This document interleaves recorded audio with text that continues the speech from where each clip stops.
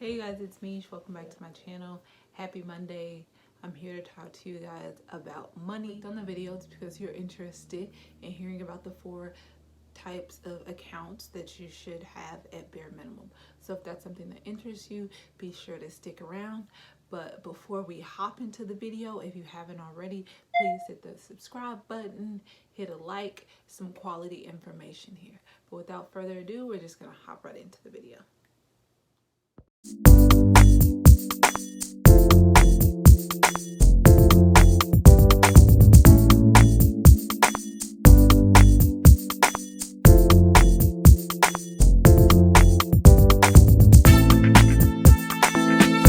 So the first type of bank account that you should have is just going to be your traditional checking, which will be to do your everyday transactions, to set up monthly bills that come out of there, and groceries and anything else that you would do on a consistent basis that's just going to be connected to your debit card.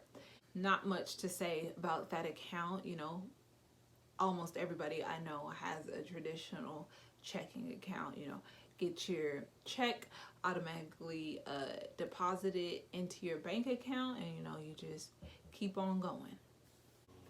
So the next type of account that you should have is just your regular old savings that's connected to your checking account. The reason that I say to have just a traditional savings, because typically you want to use this account to hold money that's going to have purchases that you plan on making within the next 5 years.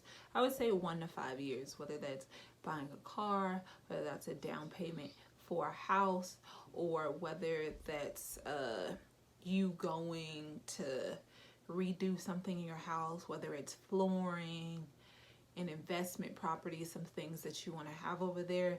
But yes, I still do find the purpose of a traditional saving account, because it's money that you have that's easily accessible, and it's kind of from a brick and mortar where you can go in and kind of have those interactions that you might not necessarily get with strictly online people. So if you don't have a traditional savings account, there are still benefits to having that outside of the things that I mentioned. So yeah, you might want to get one of those. So one of the type of bank accounts that you should have is a high yield saving account. Typically these accounts, their APY ranges from about, I would say, about 1.25 all the way up to 2%. But being that everything's going on with the pandemic and everything, those accounts are around 0.60, which is still a lot more than your traditional bank account. But the reason that you should have this type of bank account is because you should have your emergency fund, which is anywhere from 3 months to 6 months worth of expenses, or you can do 3 to 6 months worth of income, but that is quite a bit of money depending on how much money you make. So 3 to 6 months worth of expenses to go inside this account, so that you are getting some interest off this account.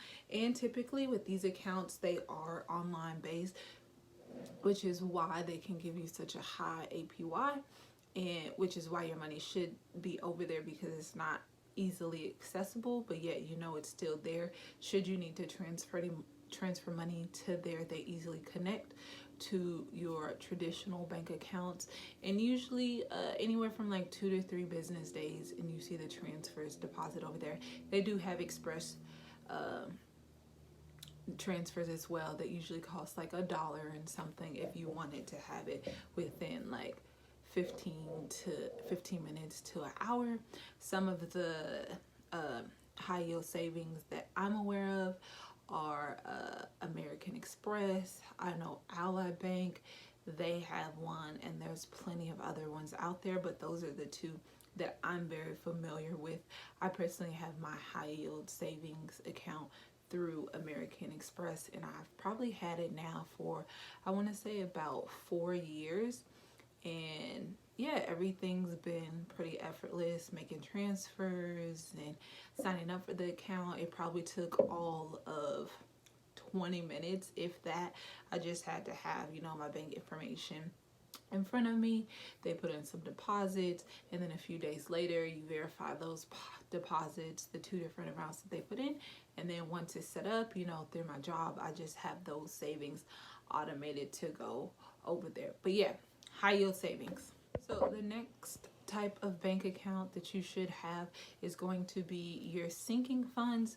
Now, for those of you that don't know, sinking funds is a type of account that you have for things that happen, I want to say, annually, every few months, whatever the case may be. It could be holidays, it could be birthdays, it could be, car registrations, it could be you paying for your car insurance every 6 months. But this is not your everyday daily account, nor is it the account that you would use if you were going to make, daily or weekly or monthly purchases.